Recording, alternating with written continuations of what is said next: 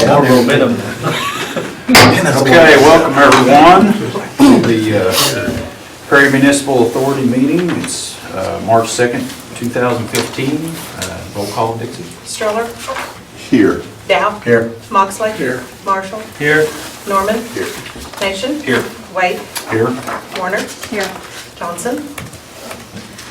Okay, we do have a quorum, and I would like to ask Reverend, or Councilman Nation, and also Reverend Nation, to lead our invocation tonight. That's right. Father, we love you. Thank you for this day. Thank you, Lord, that we get to come together and discuss the business of this city.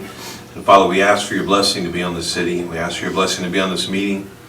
I ask that we walk in the wisdom of God, be able to make decisions that would honor and please you in everything we do. Thank you, Father, for it in Jesus' name. Amen. Amen. Okay, authority members, if you will look at your agenda, we have the consent agenda. There's one item there. What would you like to do? Motion to approve. Second. Motion by Bill, second by Moxley. Dixie, roll call. Stroller. Yes. Dow. Yes. Moxley. Yes. Marshall. Yes. Norman. Yes. Nation. Yes. Wade. Yes. Warner. Yes. Okay, next item of business, or excuse me, it'll be comments from those assembled. Is there anyone wishing to make comments on the Perry Municipal Authority meeting? You can do so now. Any comments from those assembled? Then we are in the authority meeting. Any comments from those assembled? Okay, seeing none, we will move on to agenda item number 5, proclamations, commendations, reports, and inquiries to the governing body. Any proclamation, commendations, reports? Okay, seeing none, we will move on to agenda item number 6. Authority members, we are asked to consider the amended mutual aid agreement with MISO, or the Municipal Electric Systems of Oklahoma. You have the memo and the agreement. Do you have any questions on this item?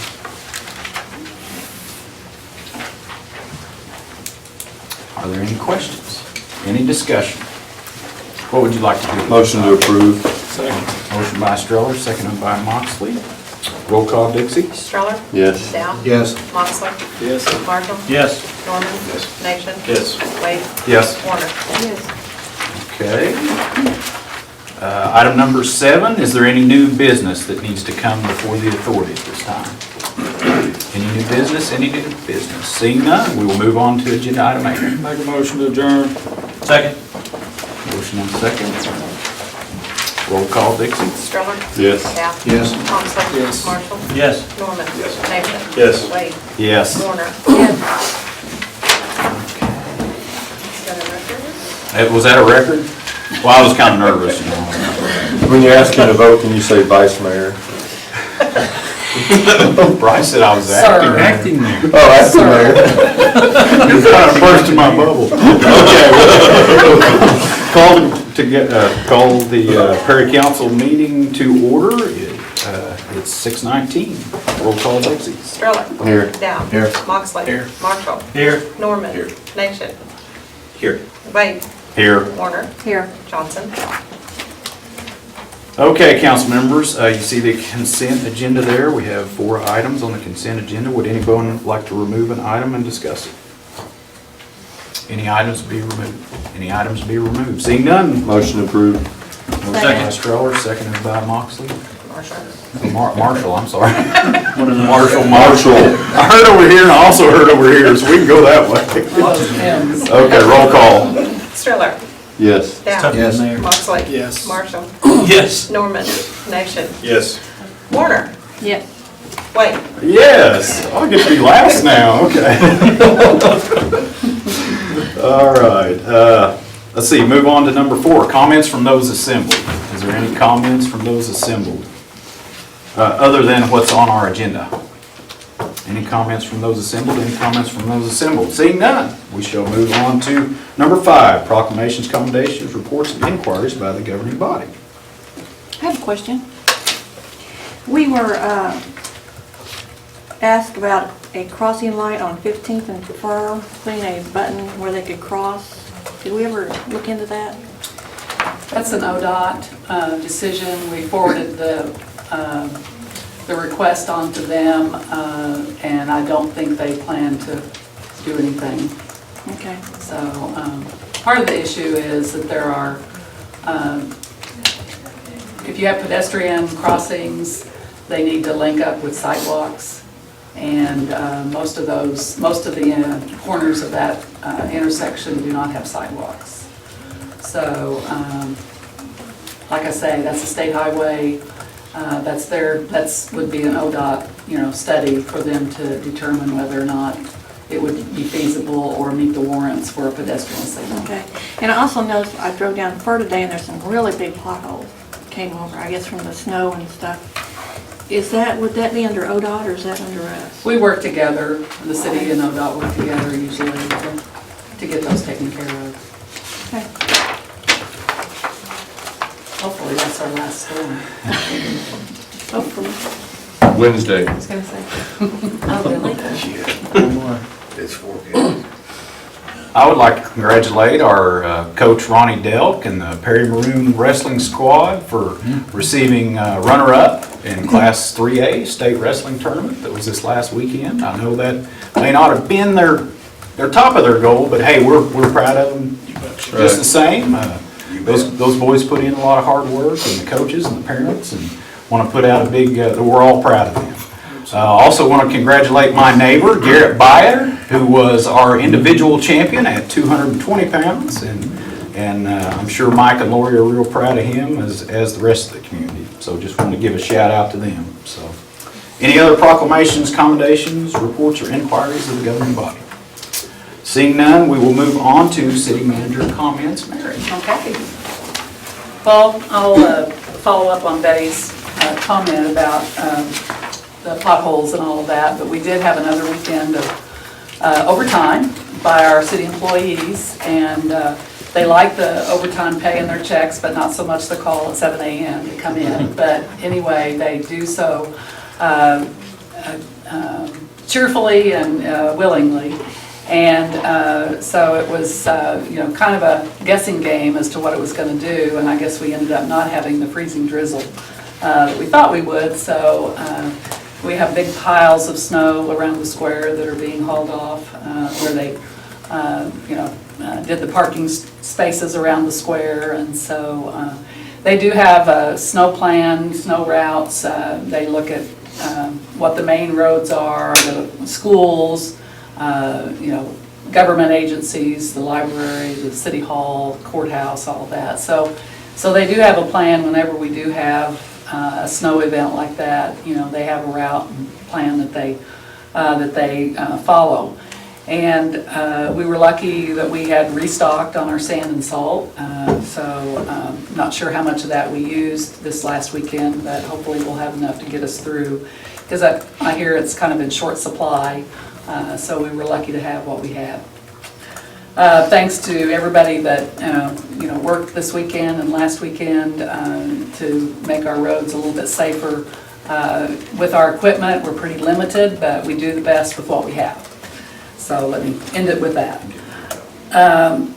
Our sewer line replacement project has been slowed due to the weather, but this week, if they have some decent weather, they have like a 500-foot pull that they're ready to, pull through. It's with the kind of process that they're doing. They do pipe bursting, and then they burst the existing pipe, and then they pull new line through. And if you saw that looked like a big old snake, kind of rolling around up there.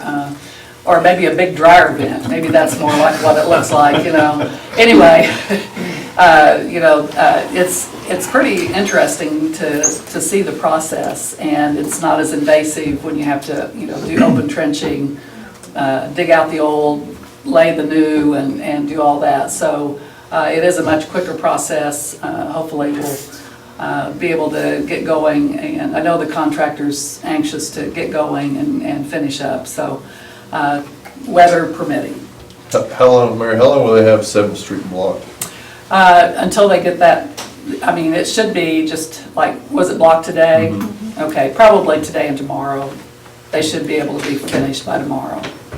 So, anyway, we thought that timing-wise, we had expected that to happen last week, but it didn't happen, and so it's, and 7th Street's a pretty heavily traveled street, so we know it causes inconvenience for a lot of people. Our fire chief, Wayne, had an article in the Journal about the Perry becoming a Knox box community. And basically what that is on the outside of your building, either a residence or a commercial building, they put a little safe where they have it locked, their key to access. The owner of the building or the homeowner can place a key, it's a master key, that the fire department can then use to access if they need, to respond to an emergency or fire or whatever. And basically, what happens is that the fire department has the master key, and they can then, go in without damaging the doors, or it doesn't delay their response, waiting on someone to get there to open up the house or the building. And so this is something that is pretty common in a lot of communities, and it's just one of those efforts on the part of the fire department to respond, be able to respond more quickly and efficiently when they're called on an emergency. So the fire department would have the only master key, and so if you're interested, if groups would want to have the fire department come and talk about it, Russell would be the one to call, right, Wayne? Oh, yeah. Will the police department use that too? They won't have a key. They I've won't got have a a 6'8" guy that loves to open doors. So. Trying to take away all their fun, man. This big ram. Just get ready to start. Human. So anyway, like I say, it's a fairly, it's a program that's been around for a number of years, and so it's being introduced here in Perry, and there are lots of, good uses for a system like that, and so if you need more information, fire department will be happy to visit with you.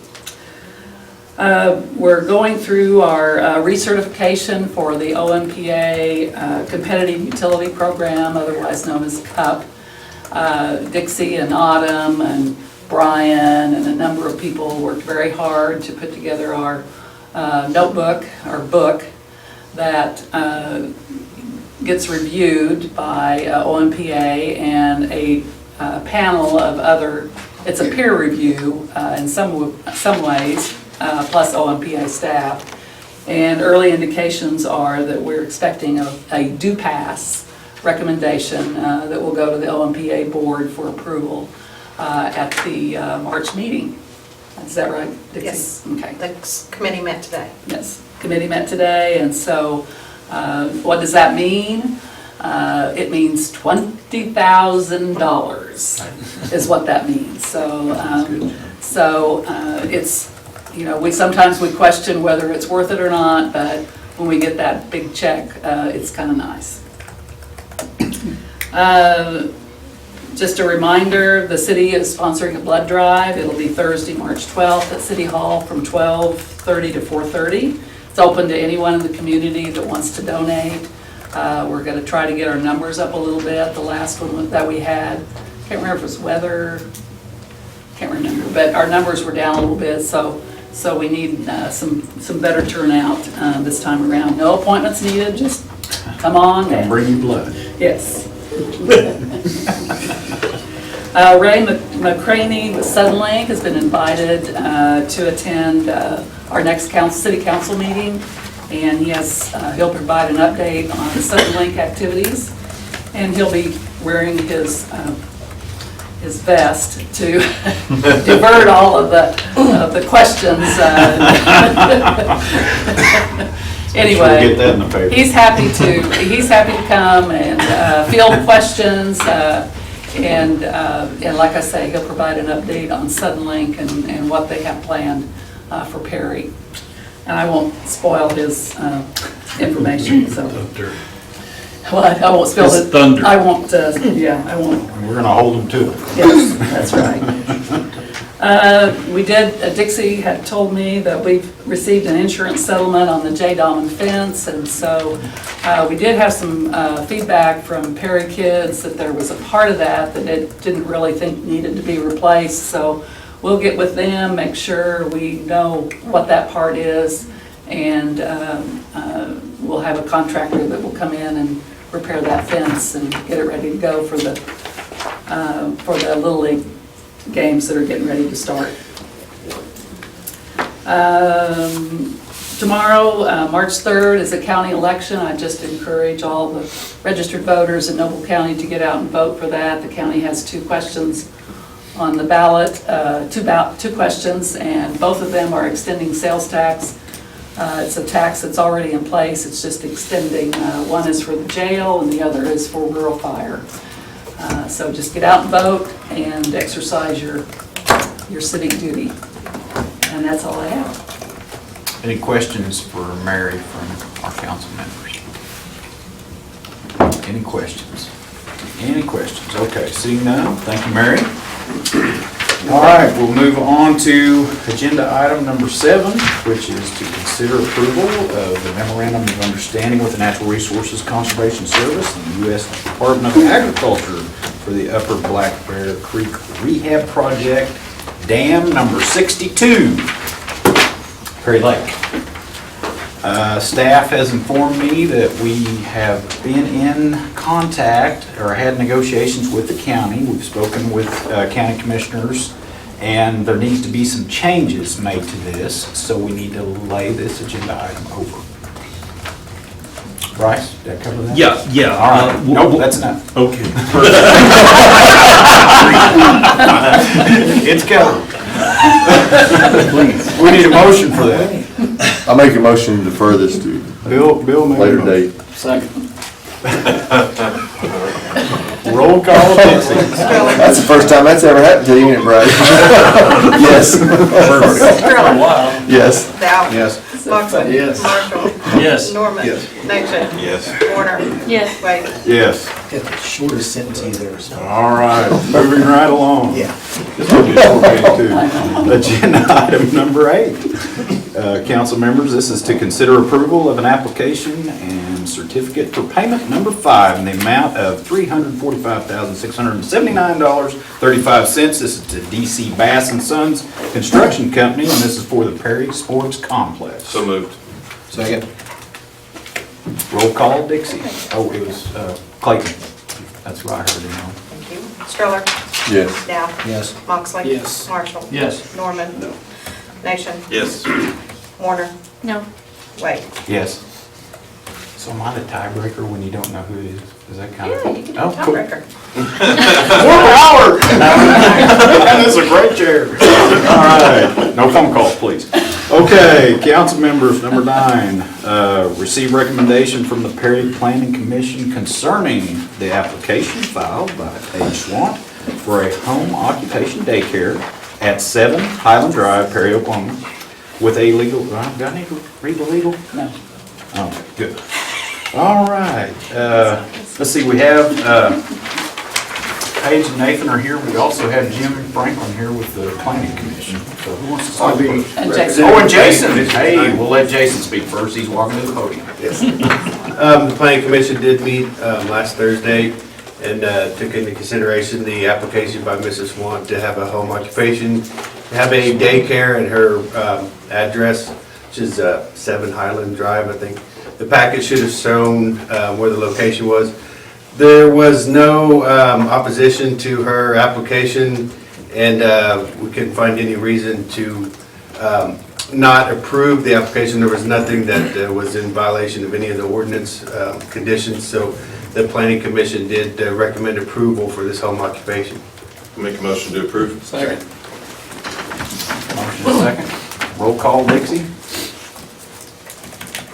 Stroller. Yes. Dow. Yes. Moxley. Yes. Marshall. Yes. Norman. Nation. Yes. Warner. Yes. Wade. Yes. Paige, Nathan, you guys want to say anything, or? Okay. Congratulations on your new Thank you business. for I'm the sure Nathan approval. wants it. All right, agenda item number 10. Council members, this is to consider the request of Republic Services, Inc. to advertise for the receipt of proposals for solid waste collection and disposal contract. So you have the background information and the attachments.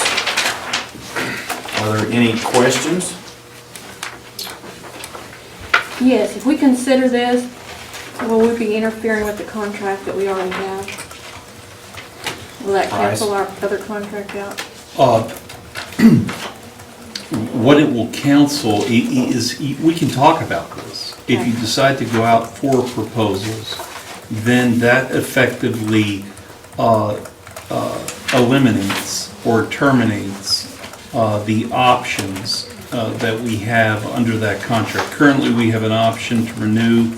Actually, we have essentially two more options to renew, and then we have 5 more options to renew if neither party does it. But each year, the rate goes up 2%. So if in fact we put it out for bids, then those options would disappear. So it is something significant for you to think about. On the other hand, you know, I mean, it's Jim Davis, he'll do it for the same. You know, you're taking a risk there. You know, he may not do it for the same, but, you know, that's what, you know, that's the risk. Well, and this, I think, don't they have a crew of more than one man right now? Davis doesn't it? Yeah, well, you're talking about in that operation, it's an operation where it is a one-man crew, and it's required, everybody has the dumpster or the roll-off, and, you know, it picks it up mechanically. We do have representatives from, Yeah, if we could have Jason Dunlap with Republic, if you want to come to the podium. I'm actually Joey Dunlap, and I'm being Or called Joey, I'm Robert. sorry, Jason, Joey. Uh, I even wrote down Joey. No, that's all right. This is Tony Johnson, this is the operations manager. I thought I'd bring him along as well in case you had any questions of him.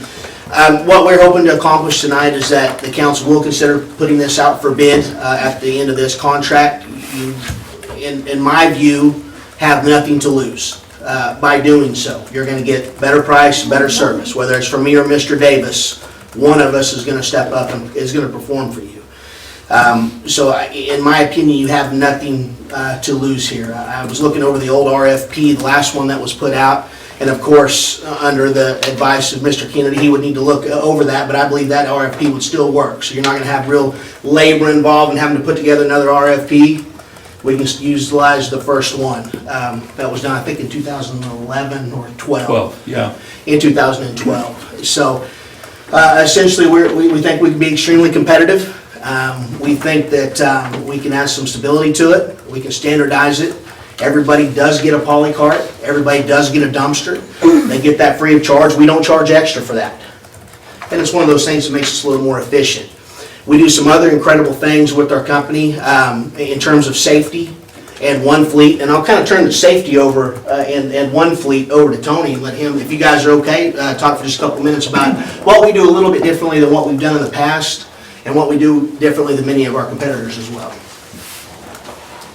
Good evening. Well, on the safety side of things, we do train all of our drivers.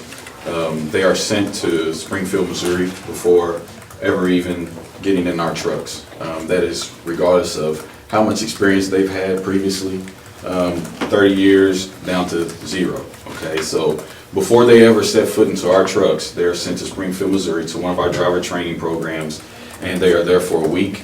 And then when they come back, they're then with one of our driver trainers for as long as it takes for them to learn the route, and that we feel comfortable putting them out on the streets by themselves, okay? As it was mentioned earlier, these are one-man trucks, so these guys have to have the intellectual ability to be able to run that truck and know their route and be in there every day on their own, okay? Even after they come back, we have weekly training sessions with our Focus 6 topics being our top 6 accidents that are prevalent and most costly in our industry. And we go over those on a weekly basis.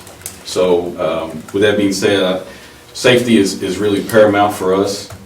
We're actually the industry leader in safety out of all waste industries. So we take that very seriously. Obviously, we don't want anyone out here on your streets to damage any property or themselves or anyone out in the community. So that is priority number one for us is those guys being safety out there on the road and making sure that they're doing the right things for you guys in the community. As far as the One Fleet that Joy was speaking of, this is a tool that we have put in place company-wide that kind of brings together the operations and our mechanics together as one, so that we have these guys in their same trucks, preferably every day, day in, day out, so that they can better service the community. Okay, it goes down to their VCR checks every evening. The mechanics and our drivers are talking every evening. If there's any issues there, then we disperse it. They know why their truck's down, how long it's going to be down. And we have a SRT, or a standard repair time, that says any repair has to be fixed within 15 days. Now, that's not to say that if there's a trainee that goes out, that their truck's down for 15 days and we won't be servicing. That means we will have another truck there that we do have spares, but that driver will be back in his original truck within 15 days. Okay, that to me, I mean, for a driver, his truck is like his office. Okay. So as you guys come into work every day and you're at your office and you're at your desk, that's what they see. That's where they're at on a daily basis, is in that truck, and that's their office. So for them, being in that same truck is really a big ordeal, and we want to keep that same amount of comfortable, at peace with them every day. Okay. So those are kind of some of the things that we provide and that we take a lot of pride in and that we have to offer, and I think we do a very, very good job at that. So. Thank you very much. So as you can see, the preventative maintenance and things like that, we do that to alleviate issues on the road, to alleviate breakdowns, to alleviate the seals broke on the back of your truck, leaking that juice you see out of the back of the trucks. And we do those preventative maintenance items to keep those type of things happening on a regular basis. We are a national company. We are publicly traded on the New York Stock Exchange, which that holds us to a little different level. We have thousands of shareholders that we have to answer to daily. It also makes us very, very good at what we do. Locally, we are based here out of Stillwater, Oklahoma. That's where we will be servicing you out of to take care of you guys. You'll have a designated driver who will stop by City Hall every day. When he's in Perry, as he leaves, he will come by and talk with the folks at City Hall. Where are we at? What do we need to do? What do we need to do differently? How can we improve this? You have a designated customer service representative, such as myself, that stops by every couple of weeks to make sure that we're on the up and up. You have direct lines to dispatch, no telephone rings and rings. You've got somebody that's going to answer it in Stillwater, Oklahoma. You have direct lines to operations manager. You have direct lines to the general manager as well. That also helps our efficiencies and helps to hold us accountable to make sure that you guys get what we promise you're going to get. I've mentioned several things that, what's in it for Perry, Oklahoma, in terms of going out to bid, the roll-offs, for example, for the citywide cleanups, the poly carts, just to name a few, really, I think help us out. We service 20, I take care of 44 municipalities, 2 counties, and 1 university, Oklahoma State University in this area. There's only 21 of those in this area. The other ones are down around McAllister. Ms. Rupp knows several of those cities that I deal with on a good level. A lot of the city managers, I've given her a list, and please call them. I think that she has to follow up on references. Please call any of our cities. There's not a single city or a single city manager, mayor, or city councilman that I'm scared of anybody calling. Like I said, we're very good at what we do. So I ask you to do what's right, not for Jim Davis or for me, but for the citizens of Perry. Every few years, it's a good idea to put it out to bid and see what happens. Pricing and industry is changing. Like I said, you have nothing to lose. You're going to get better service, better price from one of us. So a bid a bid opportunity is all we're asking for. Are there any questions anybody may have? May I speak? I would like to speak to this matter. If you come up to the podium and state your Yes, name. I will.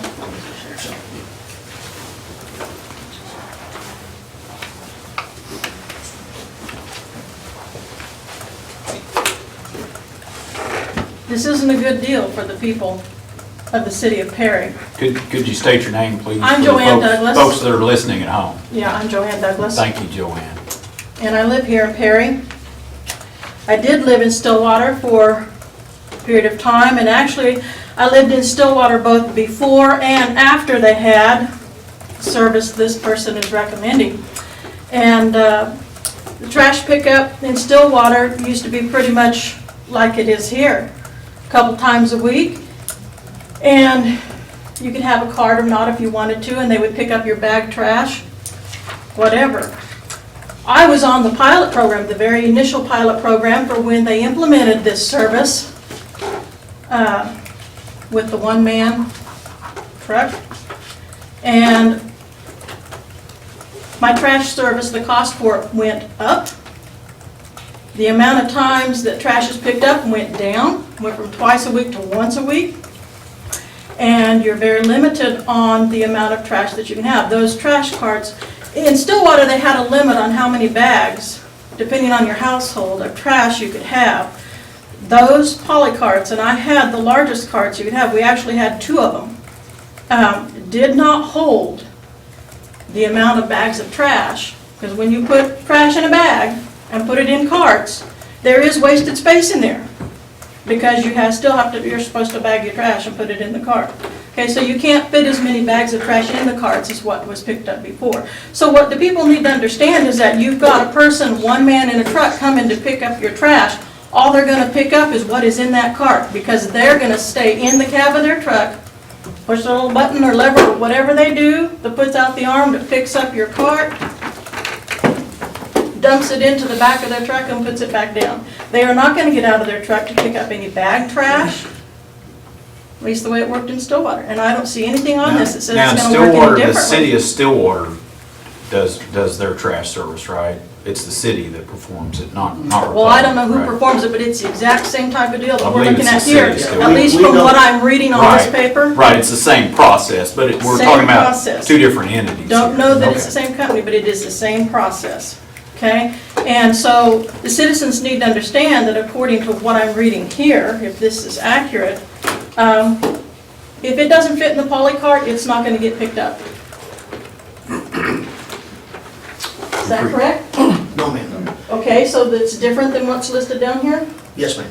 Okay, You're looking at a 2012 bid, I believe, and I don't know of anything, I'm not even aware of any bid, I was not a part of that bid at that time, so I'm not going to speak intelligently to that. I do know that we do not service the city of Stillwater, never have, I would like to. Okay, well, that's fine. But they did go from a rear load to a side load, and I have heard many of the similar issues that you're talking about. But I would encourage the council, if this is a concern, please call any one of the cities I've mentioned, Cushing, Perkins, Pawnee, Morrison. I can give you 20 references and ask okay, them if but we'll you need pick to up. address my the question. You already addressed that earlier on who to contact, but, okay, so you're saying that the person will get out of the truck and will pick up bag trash in addition to what's in the poly cart? Absolutely, as long as it's within reason. If you put a house out there and trash back. Excuse me, excuse me. Okay. Can we have one speak at a time, please? Maybe you finish and then he can come up and, Right, we can Give his have him comments come going. up and address Okay, it. Ask Well- the question and let him come to the podium to address. okay. So, so if that's the case, if they are going to actually be getting out of the truck and picking up bag trash in addition to what's in the cart, still, according to this, it cuts our service down to once a week, is that correct? Well, we would have to go out. I for would a new think that's proposal. part of the That- negotiation side of it. and all Yeah, that. we would put out for bid and stipulate what kind of service we want, Right. like they said, that's an old bid that they. did If we go out for in the bid, we Right. haven't decided that. What are we supposed to be doing right now with this? I know this is something we're supposed to make a decision about tonight, is that right? Well, you don't have to make a decision tonight. They have asked for the opportunity Okay. to bid. Okay, so that's really the subject. If you That's allow. not a decision if- that needs to be made tonight or anything. It doesn't have to be. Okay. But if you do that, know that you lose the options under the current contract. Okay. And Republic would say that really doesn't matter because both parties are gonna be sharp with their bid. I'm just telling you that when we did that, we secured some options. And under the contract, you will lose those options. Right. That's Okay. the issue. But also then, what about the city-run convenience center? That of course is the, that's the 800-pound gorilla in the room. And that is, currently, we own that and Davis operates that. If you want to make this apples to apples, then, we got a new bidder. They would need to operate that, or we would have to take that back in. That would incur an additional expense, and we would have to figure out how those numbers work.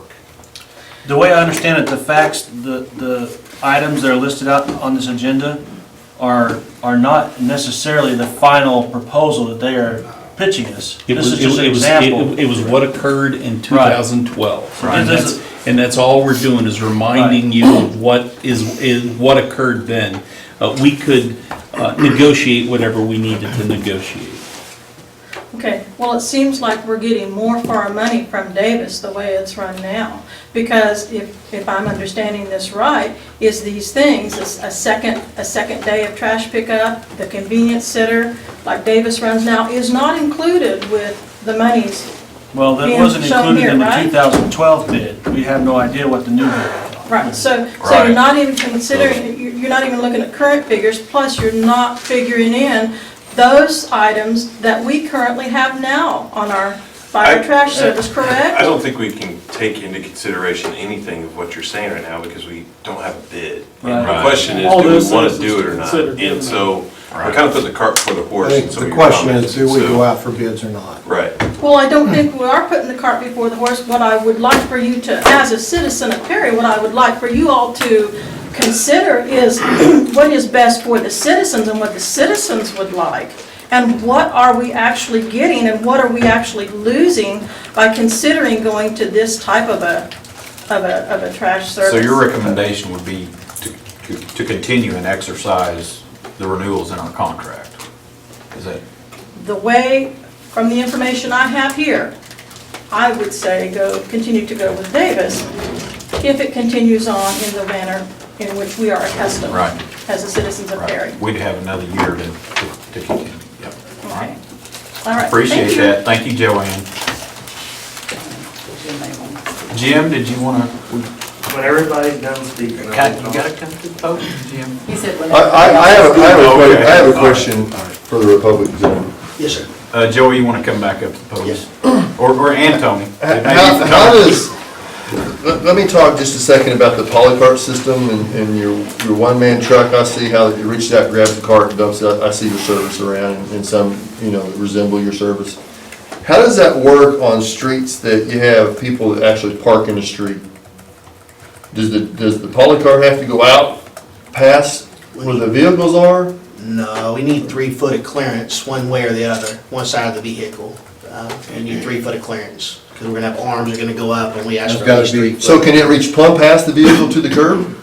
I'm sorry? Can't reach plumb past the vehicle to the curb? Yeah, it'll extend how, It will not get all the way past the vehicle, but we do just ask that if you can push it out just a little bit in front of your vehicle though, or at least 3 feet away from a mailbox or from any type of a fixed object, just so that it makes it more accessible for us. Now, if we get there and it is by the car, we're not gonna leave it. The guys will get out and go get it if need be. We get it. We know that you're not gonna always be the one. It's probably your son or your daughter, or somebody else may be taking it out. We do ask that you help us in that situation, that, do the best you can to keep it away from any of those fixed objects or something like that. But if there's going to be these situations all the time. We're not going to leave your trash just because it's sitting. No, that's not my worry. My worry was that we have a poly cart out in the middle of the street now. And this guy leaves and here's a cart out there and next thing the wind blows it over and it's out in the middle of the street because you guys couldn't get it back on the curb. Because you're gonna put it right back where it was, in the street. And that guy drives off and then we got poly carts up down the street. Yeah, but we wouldn't leave a cart out in the middle of the street. That's a liability on us. I mean, then I've got more problems than I want. Yeah, if somebody comes down through there and then runs or hits your poly car, then Well, if your arm's not replacing. reaching to put it back on the curb, you are leaving it in the street. But if there's a car there, that car's, I mean, we're gonna put it back in front of that car where it was. What he's saying is 3 foot. But what I'm saying is that car leaves, Oh, after that and the car. poly car out in the street. 3 foot from the front of it, but it should still be close to the curb there, right? Oh, you tell me. I mean, yes, yeah, I mean, it's still gonna be there, the curb is not gonna be in the middle of the street. I mean, our truck's gonna be in the middle of the Okay, street. It does extend. Most vehicles are 6 or 7 foot wide, so you're gonna, if it reaches 3, you can reach out 3 or 4 feet. It's still gonna be 3 feet from And the if curb. it's in front of a vehicle, I would assume that if you're going to get in your vehicle and we've already searched the trash, I don't think you get in your vehicle and just back up and go around. You probably pull your can back or something like that, right? You wouldn't just. Well, I don't have that problem, but Sure. we will have that problem here in Perry. I just wanna know how you guys address that situation. Because if this guy puts the trash container out and the neighbors, got his vehicle parked there, he's not gonna move his neighbor's trash cart for him. What I'll assure you is that we will not leave the cans out in the middle of the street. Okay. That seems another point of contention is the twice a week versus once a week pickup. Is once a week standard for you guys, or is that something you negotiate? That's, once a week is industry standard. I mean, very few cities do twice a week pickup any longer. But when we get to that bid process, that's a negotiable, and those are things that, I told Ms. Rupp that whenever we bid this, you'll get several bids from us. You won't just get one. You'll have a ton of options, so you'll truly be in control. It'll be a menu style.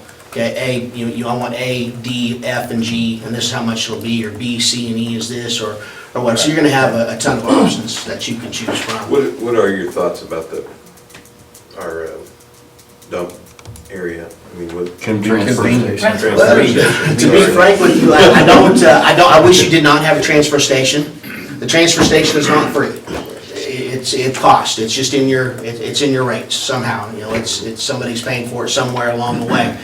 What I do know about convenience centers or transfer stations, that I do have one in Cushing, Oklahoma. And they, 2.3 people per day use that transfer station. So essentially what you have is 99% of the people paying for what only 1% of the people utilize, is a transfer station. That's why you have trash days, and that's why we'll pick the bags up. That's why we have city cleanups. That's why we offer roll-offs. We offer free roll-offs to the city to help offset these I things. must be, We have that's a about lot the of average. utilization of our But, transfer station. It's pretty convenient. With that being said, you just asked my thoughts on it. You didn't ask me if we would bid it or wouldn't bid it. We will bid it with the transfer station. I just wish you didn't have one. I'm glad we do have one. Me too. I agree. I have a It's question. benefit. When you have one person on the truck, and if they get sick, how do you know how to put them on the route to pick up all the trash? Because that's where we've always had problems. Somebody new coming in and they forget to pick up certain streets and things like that. That's a good question. We have swing drivers, which we have a couple of very good swing drivers, and they know everybody's route. They split the routes up. Between them and the supervisors, they know every single route. So whenever that driver's sick, or every driver gets vacation, when they go on vacation, then one of our swing drivers is gonna drive the truck that day. Typically, we know when we always know when they're going on vacation, and to refresh that memory, the supervisor will jump in with them, or the swing driver will jump in with that truck, run that route the week previous to, so if they're familiar with it. We do that periodically. The swing driver, he might know them all, but over time, as additions happen, things are gonna change a little bit, and so we're gonna put them in with it. You'll see two people in our trucks quite a bit. And also, you're not gonna have any more alley pickups?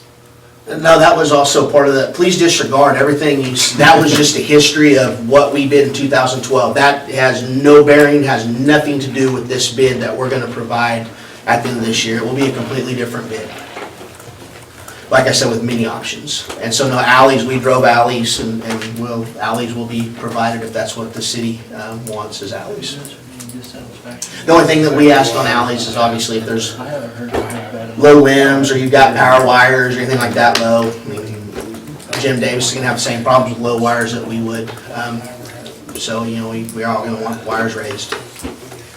Council members, any other questions for Joey or I Terry? think it's good now. Thank you. And again, we're just asking for an opportunity to bid it, and you're gonna gain one way or the other. Jim, would you like to come up and speak to the council now? I think we're at that point. You said wait till everybody was done. Well, I just want to thank the council for my job. Appreciate it. The reason why the contract's written the way it's written, as far as if you choose to go out for bid, is code of ethics. You know, someone's doing a good job, and I skinned that cat every way possible in 2012. I bid it your automated way, without the transfer station. No, I think just however you asked, I did it. Those options that they were supposed to provide you with, they didn't provide you with. They say you have nothing to lose if you go out for bid. How do you know? Anybody can sit up here and say that prices are going to be lower when they're wanting a job. I promise you, I'll do it cheaper. But how do you know? I might go higher. You don't know that. Right now, you've got a secure deal. You've got 6 guys that are in this town 5 days a week. When I'm driving to town, it's as the contractor, the one that has to pay the bills. I'm sitting there thinking, trash cans a long ways in that yard. And I was just driving the main street. I saw one 45 feet at least in the yard. I was like, we go all the way up there and get that, you know? And we do this all the time. And we go behind bushes, and we do this everywhere. And then I had Butch, the one that runs the transfer station, bring me the notebook up here. I was supposed to go by and get it, but I just flew right by his house. So he's nice enough to bring it up here. And I did some quick estimates. And out there at the community center, in July, June the 19th to July 19th, the numbers I crunched was about 690 people, just for that 1 month. December, I crunched that number, and it was about 450 people for the month of December. That's about, it's a little under 7,000 people in one year's time. And that's just taking 2 numbers from 2 different ends of daylight savings time versus your summertime, and coming up with that average. But that's a lot of people, and that's just the ones that wrote it down. That's not the ones that slipped in, did their thing, and got on out. So I would say it'd be, of course this is my job we're talking about, it'd be silly to go out for bid. You got the best of both worlds. You got about as personal service as you're going to get at the house. You've got a place to go with anything that you need to get rid of at your community center. We provide a backhoe out there, you know, that would get more trash in the boxes, and it saved us money, but it also then keeps us from shutting the thing down and saying, hey, the boxes are full, come back tomorrow. It doesn't happen that way. So I think it's a no-brainer myself. But they had a chance to do this job in 2012, and I beat them in. And the reason why the contract's wrote the way it's wrote, this way I don't have to come in and beg for a raise for inflation and not get it. I get my just 2%, that way we're moving ahead.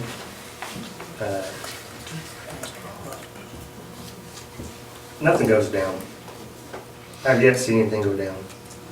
You know, we're talking about those 6 guys, and that's not counting the guy at the transfer station. Those 6 guys, they stop at the convenience store, they buy 6 pops every day, promise you. You know, that's a lot of money left in this town, every day. And when it comes a day when this town is broken because of the ice storm, I mean, trees in the middle of traffic and a mess, and you need manual laborers, you put the labor I have in this county compared to the labor that they have in Payne County or even this county, I imagine you'd find my numbers are higher. And I've yet not come to this town and help it when it was in need. To haul off limbs for extra trash. If there's a project need a little assistance with, I'm here for you. We're very personal, very local, We get our oil changed locally. I'm just small town boy, you know? Man, whatever you can call it. In this trash business, my dad was the first one in the state to have a permitted landfill in the state of Oklahoma. And when I was a little kid, I was on the dozer pushing that stuff. So I've been around a long time. And if I could sell you guys on automated service and know that nobody would be mad at me, then I would do it. But that's just not a good service for the people. Once you get trained to it, that's fine, but there's 6 months of havoc. People are not, you gotta get people trained to bring their trash to the street. And I've yet to see a town with automation that's not littered with polycarts. You go to any town that's automated, and you see whatever cart it is. I don't care how pretty the cart is. It could be the prettiest blue or prettiest green, but they will not bring them back up the house. If you was to put something in your ordinance to where they had to, well, then you gotta have an enforcer to go out and crack the whip on people to take their cans back to the house. And then you get into the situation, well, right now you got twice a week service. That truck goes down the street one time, and that's it. These are smaller trucks in your town right now. You've got some single axle trucks in here, and they're not wadding up your blacktops. So when you go to getting into heavier trucks, you're gonna have more problems with your roads. And then you need to tie that road expense, that road bills right back to the trash service that's being provided. Because you're gonna go down the street twice for every time you go down. Just like right now, your twice a week service would be just the same as going down the street 4 times. Because they go down one side and then back down the other side. So I think it's a no-brainer, and that's my opinion on it. If there's some, you know, sometimes we'll have personnel problems, but that's part of running people. If you want to fire all the help and just put 2 guys in town, well, what are you doing for the community? You know, how's that helping society in America? You know, if you can't throw trash, then you might as well get a shovel and put yourself in the ground, because that's the simplest job in the world, and there's a lot of simple people that need that job, and they appreciate it. I can go back after this meeting and say, well guys, it looks like we're going to go automating it. They would like to take bombs to the automated trucks, them guys in the back, you know. They're scared to death they're going to lose their job to automated trucks, because that's what society pushes for, as far as numbers. My numbers would be better. I'd have a higher margin if I was automated. If I could get everybody trained to bring the trash to the curb, my numbers would be much stronger as a company. And I could go back to my, what do they call them, stockholders, and say, hey, look at this margin I got for you. But I'm the stockholder, so there we go. That's all I got. Well, I'd like to say on the transfer station too, there's no doubt that's a blessing to have. And Butch, that you've got out there running it, does one heck of a job. He keeps that place cleaned up. He don't just let anybody come in and dump. He makes sure he checks things. He does things the right way. So if anybody thinks that's not nice to have, that is extremely nice service that we have. And if all of you have a job, which I'm sure you do, if you had to worry about your job every year, whether you're going to have it or not when you're doing the best you can, you'd probably find other. So, anyway, that's all I have. Thank you. Thank you for your support. Any other questions for me? I just, Brett? I mean, I know that obviously things are going down. I guess it's kind of for the Mary maybe and you as well is, you're up here with a person that doesn't have any history in the community, and you do have history as far as things. So a little disadvantage in the fact that I know there's complaints. I mean, what is that level? Because we encourage people to call us with complaints and stuff like that. I mean, where are we? I'm not looking to throw him under the bus. That's not what I'm looking to do. I'm just curious about what our complaint levels are. There's no perfect service. I Right. mean, if if we could say that we were perfect, as a city, everybody would probably laugh. But when you're dealing with people and, they have issues, there's from time to time, there's gonna be some missed pickups. There might be, somebody new, turnover in personnel.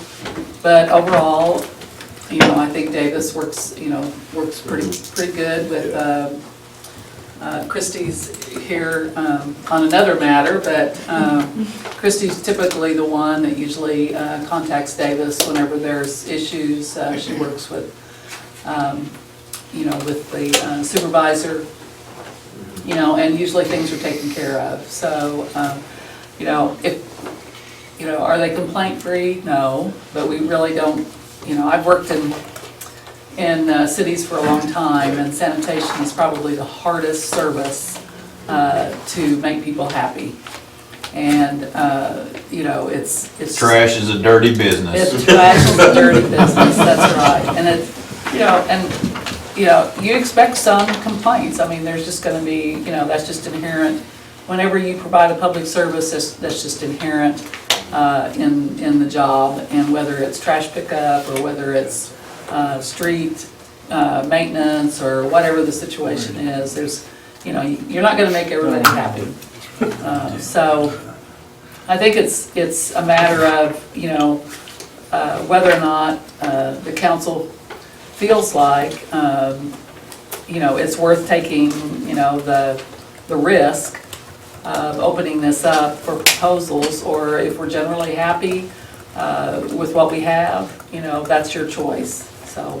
I'd like to make a motion that we do not take any action and stick with our existing contract. Motion's been made and a second by Moxley. Any other discussion, any other discussion, any other discussion? Seeing none, roll call, Dixie? Stroller, Yes. Dow, Yes. Moxley. Yes. Marshall, Yes. Norman, Yes. Nation, Yes. Warner, Yes. Wade. Yes. I'd like to thank everybody for coming, Joey and Tony and Jim, thank you. All the comments we had. Thank you very much, council. All Thank you right. guys very much. Thank you, guys. Okay, council agenda item number 11, presentation from Unison concerning the acquisition of certain rights pertaining to the city's cell tower leases at 400 Call Street and 15th Street. And I believe we have Steve Gregory here with us tonight, who's going to speak with us. Sorry.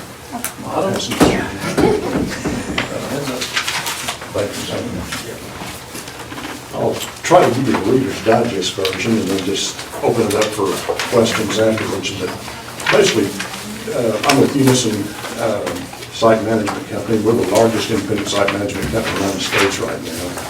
And what we do is we try to target areas that we'd like to go into. And the city has 2 cell towers, an AT&T tower and then a US Cellular tower. And what we do is we basically have a 2-phase program. First phase is we look to pay you a lump sum cash payment for the easements that you have on the towers. The benefits to the city is primarily that we take on the risk of the site. Kind of what's going on right now in the industry, and that's the little sheet I passed around to you, is they're consolidating. They say that anywhere from 40 to 50% of a carrier's cost is in their towers. So one of the things that they do is they consolidate. If you look on the sheet that I passed around, if you look at AT&T and then next to it is Singular, AT&T purchased all the companies that are below it. Singular purchased all those companies that are below it. Then AT&T bought Singular. When they do that, they decommission towers with overlapping coverage. When AT&T bought Singular, they shut down over 12,000 towers nationwide. Sprint bought all those below it. They bought Nextel. They shut all the Nextel down, basically because it was old technology. Verizon purchased all those below it, and then in the yellow to your right, they purchased Alltel, and they were in the process of shutting down the Alltel towers. T-Mobile purchased all those below it, and then just recently purchased Metro PCS. They're saying they're gonna shut down every single Metro PCS towers in the United States, which amounts to about 10,000 towers. AT&T just recently purchased Cricket, and they're saying they're gonna shut down the Cricket system in Oklahoma this summer. Sprint actually just bought 5 of US Cellular's most profitable states, and they're shutting down every single US cell tower in those 5 states. US Cell, from what we're gathering and what analysts are saying, is that they're taking a different approach than most companies. Most companies sell out the entire company. US Cell has thought that they can get more for the parts than they can for the whole. So basically what they're doing is they're going to sell off 5 states at a time. They're in 21 states now, and they're thinking that they'll sell those other 21 states off in parts also because they can get more money for them. So we basically take on the risk. If US Cell gets bought out, especially by AT&T, they're going to shut 1 to 2 towers down. And typically what they'll do is they'll shut the one down that they're paying the most on, which I think is the one on Call Street. And then you've also got you've got an AT&T tower across I-35 here west, and then you've got a T-Mobile tower on the other side of I-35 also. So basically, you've got Verizon and Sprint that aren't in this market. So and that's where our second phase comes in. Basically, what we do is once we get a site, we go to the carriers. We've got master leases with all the major carriers, with Wi-Fi companies and regional carriers also. Once we obtain a site, we go to them, we market the site to try to bring them onto the site. Once we bring them onto the site, we split that income with the city, anywhere from 70 to 75%. The average rent right now is $1,500 a month. Sometimes we can get more than that, sometimes we can get less, but typically it's at least $1,500 a month. But that's kind of what we do, and I'd like to answer any questions you might have. So we could sell what we have for, at the top price, the 2 towers, essentially $300,000, if we got the top prices. If you got the top price, basically I gave you a range of value. You gave us a range, but if we got the top prices, and then we could end up making equal to that in rental. In addition to that, we can make rental that is similar to the rental that we receive now. It would be close, depending on, again, how much we were able to get for it. Your tower on Call Street will hold at least 2 more carriers. The one on 15th should hold anywhere from 1 to 2 more carriers on there. If it doesn't go out of business and they shut it down. What if they shut it down, then? Then we have our money. You've got our money, we don't. We've got the money and they don't. They made a bad call. And we're not getting anything from it from now on. Either way. No, we're getting money now. That's what they're. But if they shut it down. They shut it down, we're not getting anything. Yeah, so. I included a packet, I don't know if each of you got it, but in the back of it, there was a sample of we actually just bought a US Cellular site in Illinois, and they shut it down. And then I've also got some references here that I can give Mary, where we bought a tower, US Cell tower in the village of Wonder Lake, and they just decommissioned it also. So US Cell's a high-risk carrier right now. We have offers which have a range, in them right now.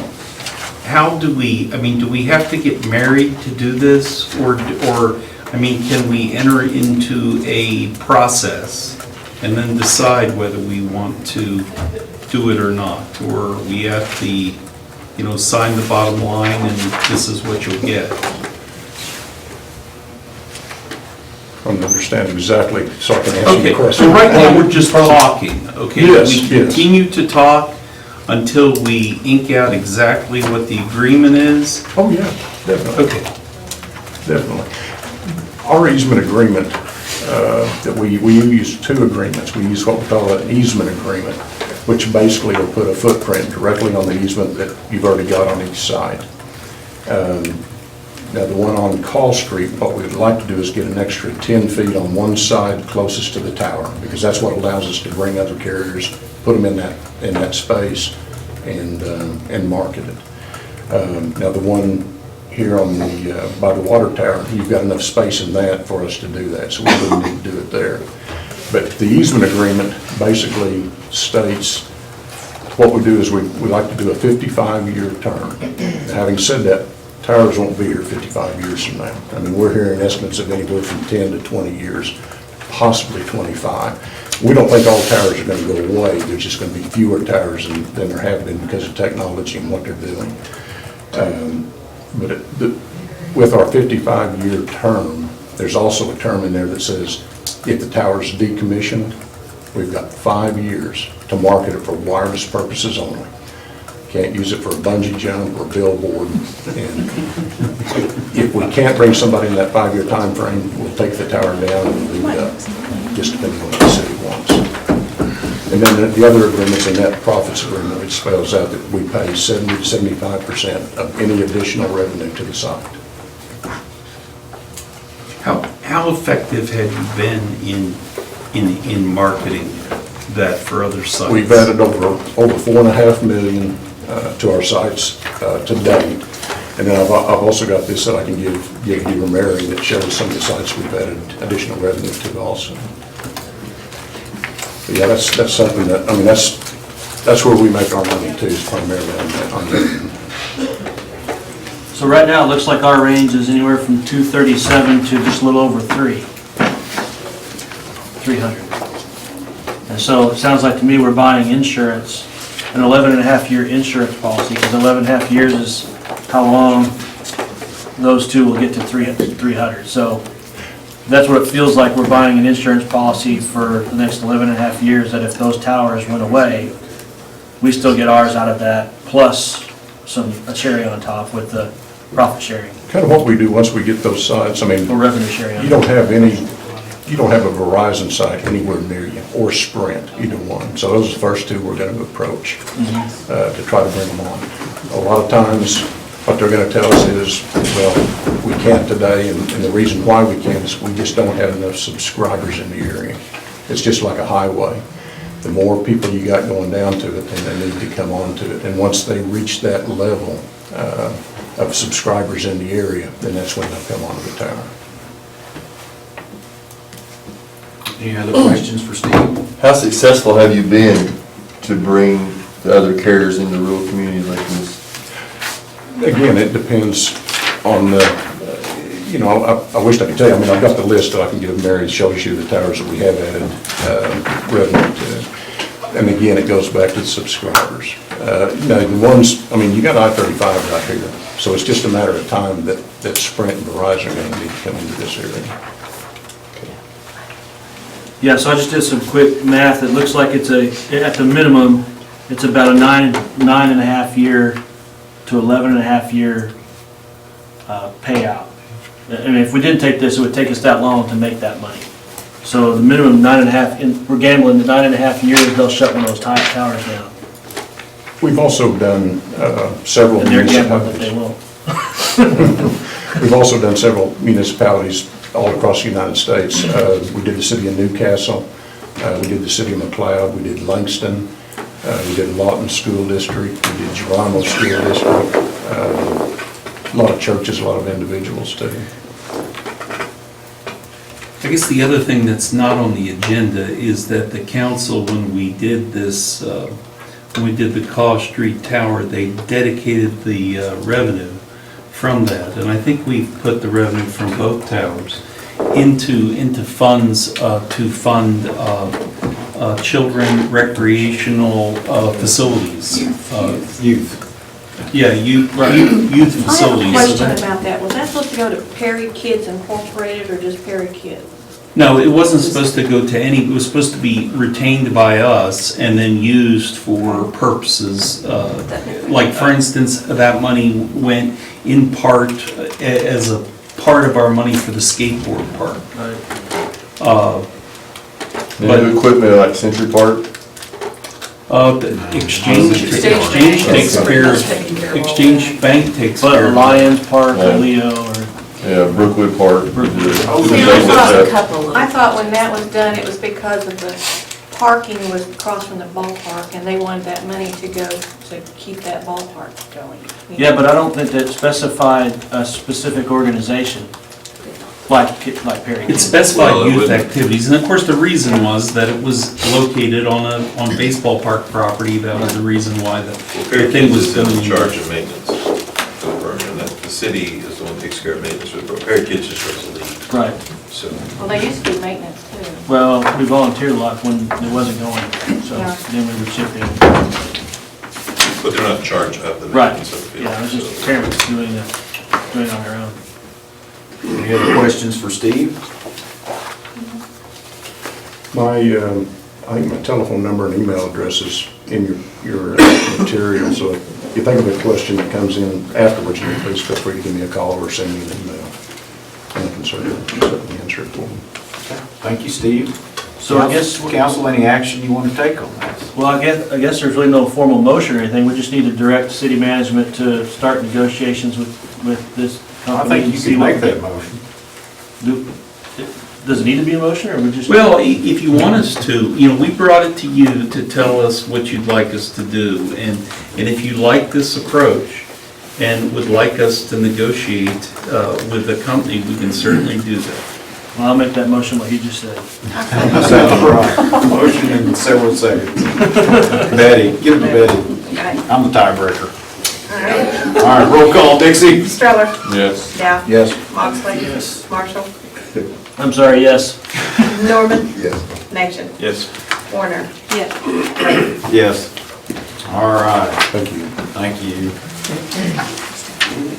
Okay, council, agenda item number 12, consider approval of ordinance number 2015-3. This pertains to the Perry Municipal Code 2013 by amendment of subsection 3 of section 2-202, increasing the monthly compensation of any member of the city council whose term commences after April 7th, 2015, with an emergency. You have the background information, council. There is an attachment, which is the ordinance. I believe Mr. Dement was going to speak to the council tonight, but I don't believe he's here. So do we want to consider this, or? I'm obviously leaving, and so I asked Jim if he would come and share his possibility of being in the seat. I just know that my vote would be for, it's 4 people that are not currently in that place, and I was really curious what his thoughts were, so I'd like to let him do that if he'd like.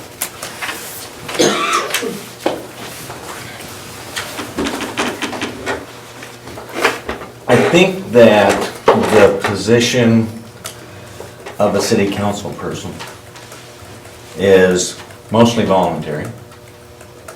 I believe that as a person who wants to deal with city matters, help the people of the community out, that the $80 a month you're currently getting is sufficient to cover your expenses.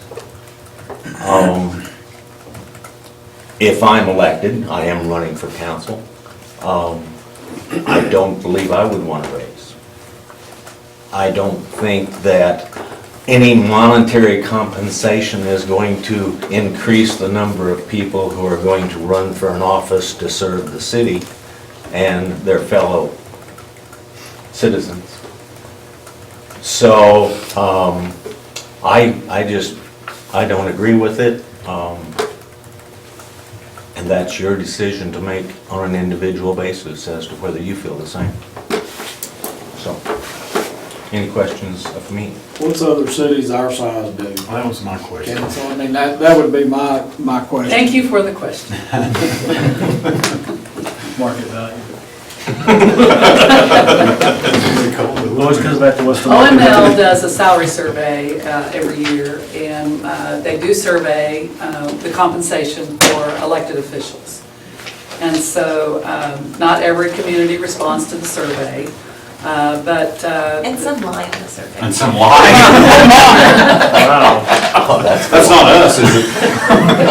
No, ours was accurately reported. Good. Some do though. So I thought it was kind of interesting. There were 52 communities that responded, And of the 52, the mayor receives 0 on 24 of them. That's quite a high number. And for the governing board, 27 communities pay their governing board members 0. So I thought that was kind of interesting. And then, those that do, and I know the question was, similar sized communities, right? Right. Okay. So for similar sized communities, I'll kind of look above and below Perry. Grove is $100 a month, Noble $45 a month, Purcell is 0. Perry, but this is for the mayor's position, so that's probably not relevant to this discussion since it's being proposed for 0 increase, but let me go ahead and finish this. Perry is $650 a month. Hera is $75 a month. Alva is $265 a month. Kingfisher, Sulphur is 0. Kingfisher is $200. Tuttle is $50. Frederick is 0. And so. And that's for the mayor? That's for the mayor. So if they're not paying the mayor, they're not paying. I wouldn't think so. So maybe more relevant from this discussion, since the proposal is to increase the governing board compensation. Let me go back, Grove, make sure I'm on the right line. All right, you're loud. And this is per individual on the governing board? Yes, this is per month, per individual. That's how it's supposed to be reported. Okay. I know, I'm wondering sometimes, Some. you wonder. Grove is 0, Noble is $30 a month, Purcell is 0, Perry is 80, Hera is $50, Alva is $360, Sulphur 0, Kingfisher 100, Tuttle 50, Frederick 0, and the rest of these are smaller communities, so. Anyway. Did Marvin ever, I was curious Alva, why yeah. Marvin wanted to raise it to 300. Did he ever say? I don't, He talked to me and just told me that he felt like we did a lot of work, volunteered a lot of time, and felt like we needed to be compensated. I mean, it wasn't a bad, it was nice. I think he was just for all the work that's involved and the time that's I committed. mean, if you do it right, there is a lot of time, but you knew that when you signed up. Right. Or at least I did. Yeah. I didn't know a thing. I didn't know we were getting paid at all until Dixie handed me the. I didn't know. Here's another thing that hangs me up is these were made 20-some years ago, and that was before we had a city manager. So you had 9 people trying to be the city manager, with the mayor really having the ultimate authority. And that's why the mayor gets paid more.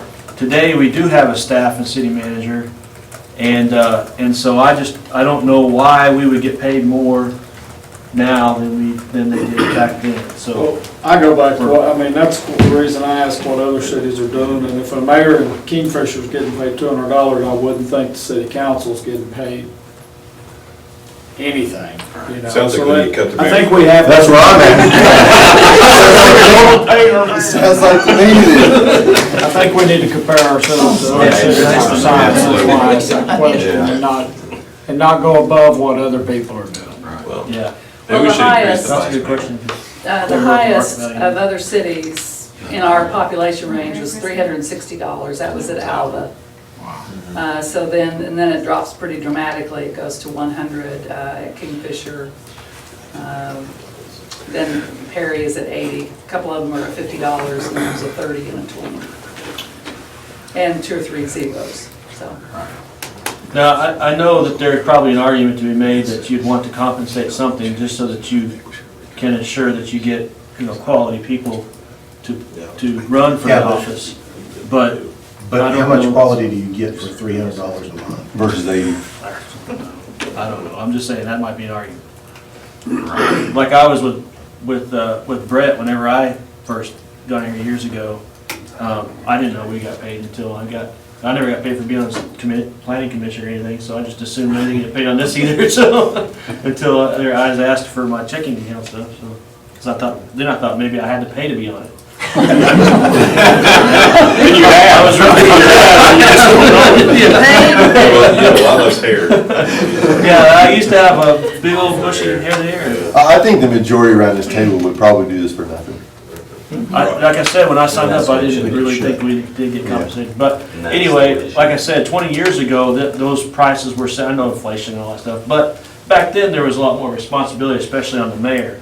Well, now we have a professional city manager to take those. Professional. Professional. Thank you. That's right. Maybe we should give her a raise. To run those things, and the burden's not so much on us anymore. So, my personal feeling is that I appreciate Marvin's. Yeah, I wish he was here to convey I do too, I'd like to Because hear. I think he had good intent in what he was doing, but based off of what you're telling me, my opinion would be, based off what other cities are doing, like us, to keep it as is. Yeah. I would say that probably many cities, and Meredith and Bryce could speak to this, but the compensation may be in their city charter. And as a city charter provision, any increase or change would have to be voted on by the citizens. And so Perry is, when their charter was adopted, it wasn't included specifically an amount, and so it's really left to the city council to determine that. So I would say that in some cities, it's maybe lower because it's difficult to take a question to the citizens to be voted on, so. Anyway, and Stillwater, it was $5 a meeting. It was ridiculously low, but, and only if they attended, if they didn't attend, nothing. No pay. So, That's a fine. So council, is there no action to be No taken action on this necessary. item? I don't think Okay. so. We will move on to agenda item 13 then, which is to consider approval of ordinance number 2015-4 of the Perry City Council, Perry, Oklahoma, which is amending section 17202B, providing for increased utility deposits for new customers, and amending section 17-210, providing for limitations on payment arrangements. Repealer, savings, qualifications, eligibility, and also includes an emergency. Council, you have the background. Does this include, and I'm thinking not, the commercial down, are the rates higher down, like if you're commercial? This does not impact the commercial or industrial, Commercial rates are lower, They're lower? yes. Okay, but this does not impact their deposits. okay. So this, I'm going to jump in. Staff, would you like to jump in, CFO? Please. this is a money thing. You don't have So this started out as an uprising at City Hall. Uprising, do you like that? Was there a coup? Christie led it, is that it? No, this comes from the employees at City Hall, in all honesty. They got together, part of their monthly department head meeting, started talking about everyone and how utility deposits and people skipping out on their utilities and not having deposits sufficient enough to cover those utilities is impacting everyone. From the meter readers to those that have to go out and cut it off, to the girls that sit up front and have to smile and say, sorry, we need your money. Everyone, it's impacting everyone. So they decided they wanted to come up with a couple of ideas to make the city even on this, cover our cost. You saw in the background, Bryce did a good job of putting all the numbers together as far as 71 individuals, fiscal year to date, $23,000 in final bills. Based upon how our billing happens, the timing of it, girls are just smiling at me. A person could owe up to 2.5 months before they finally get around to, before we know what their final bill is. They could have racked up 2.5 months worth of usage. So this increase in deposits is just enough to cover an average of about 30 days, is what we're saying. It was the employees' idea. They came up with several solutions. It was talked through with Mary, Russ, myself, Bryce, Everyone had a little bit of say on it, so this is kind of how it ended up. Two major components, increasing in the deposits. The other side is limiting the number of Extensions. extensions that you can get. Right now, you can get unlimited extensions. People come in, pay their bill, give me an extension for next month. It's very, some repeat offenders, some consistent repeat offenders. Or don't pay their bill and still ask for an extension. That's the case too, because that's one of the things we're trying to correct here. So this would limit the number of extensions to 2 in a rolling 12-month period. What would happen though if they don't pay it? I mean, what can we actually do? Just turn them off? Can we legally do that, like in the wintertime? Well, it depends on the weather. We do, take into consideration, when it's extremely cold, we wouldn't terminate their service on that day, but we do look at the weather, look ahead, and when it's projected to be above a certain temperature, then we do go out and terminate service.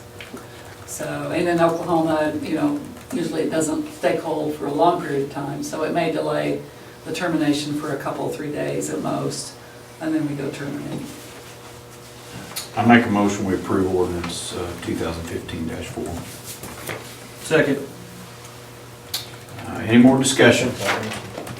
Seeing none, Dixie, roll call. Stroller? Yes. Dow? Yes. Moxley? Yes. Marshall? Yes. Norman? Yes. Nation? Yes. Warner? Yes. Wade? Yes. Motion on emergency? Second. Thank you, Bill. Second by Brad. Dixie, roll call. No, wait a second, let me ask one thing. What was the emergency if it goes in effect immediately, and if it doesn't? No, there is an effective date. Yeah, both. And we made the effective date of, July 1st. Well, the Did effective you guys date for push the it? deposits is April 30th. Oh, April 30th, yeah. And then the effective date for the change in the extensions is July 1, I believe. Yes, So we July have, so we can work with people to. So what's the purpose of the emergency then? so that we don't have to print the whole ordinance in the paper, we can use the title only. It's Got to save paper out of some of their. It's to save money. So it doesn't go in effect immediately anyway? No, Okay. but it is an emergency ordinance, it just has an effective I'm with you. date.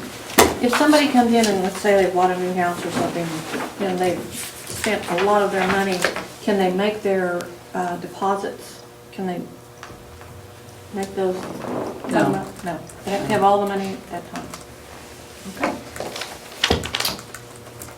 Dixie, roll call on emergency. Stroller? Yes. Dow? Yes. Moxley? Yes. Marshall? Yes. Norman? Yes. Nation? Yes. Warner? Yes. Wade? Yes. All right. Council agenda item number 14, consider nominating up to 2 candidates to the Board of Trustees of the Oklahoma Municipal Insurance Group, OMAG. Does anyone on Mary? the council have a desire to be nominated to serve on the Oklahoma Municipal Insurance Group? very council here, Brett, aren't you? Clayton's going off. I don't think we have desire. We're not smiling. I would say that I don't have any desire to be nominated. OMPA keeps me busy enough as far as being away from Harry. Dixie might be What interested. about Dixie? The 2 people whose terms are expiring, Patty Fort Cobb, I'm not sure how to pronounce her name. Sheelight, yeah, Patty Sheelight. She's been on there for a number of years. Craig Stevenson is with Ponca City. I think they're 2 very good board members. And are they're renewing? And I assume that they're renewing, yeah. Yeah. So moved. We don't really need to So take we any don't need to take action. any action? The action would be after the nominations are closed, they'll send us a ballot and then we'll vote We'll on. support And we'll. someone, so we don't have anybody. But they have incumbents that we feel like is going to run anyway. I think so, yeah. Right. Like I say, Patty's been on there for a number of years. Craig is our neighbor to the north, and I know he's a good representative, so. Okay, council members, no action to take there? All right, we will move on to agenda item number 15. We shall convene into executive session to discuss the reappointment of Sherry Wallace to board as the municipal judge for the city of Perry and any related employment issues pursuant to 25 Oklahoma Statutes 307B.1. So moved. Second. Roll call, Dixie. Yes. Hey, Dixie? Dow, Moxley, Marshall, Yes. Norman, Yes. Nation, Warner, Yes.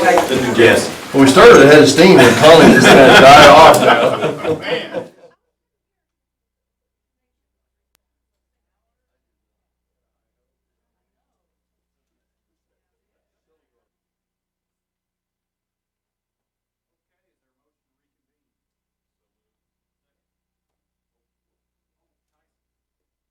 There we are. Okay, motion to reconvene. I make a motion to reconvene. Second.